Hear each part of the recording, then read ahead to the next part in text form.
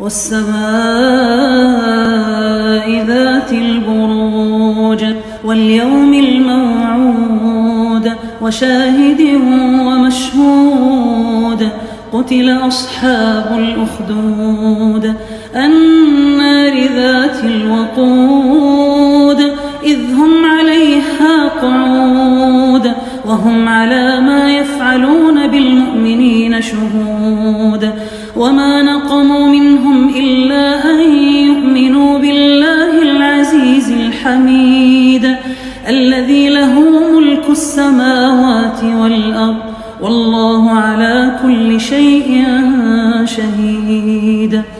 إن الذين فتنوا المؤمنين والمؤمنات ثم لم يتوبوا فلهم عذاب جهنم ولهم عذاب الحريق إن الذين آمنوا وعملوا الصالحات لهم جنات تجري من تحتها الأنهار ذلك الفوز الكبير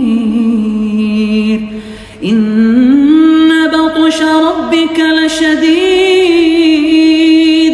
إنه هو يبدئ ويعيد وهو الغفور الودود ذو العرش المجيد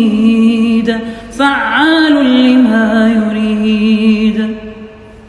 هل أتاك حديث الجنود فرعون وثمود بل الذين كفروا في تكذيب والله من ورائهم محيط بل هو قرآن مجيد في لوح محفوظ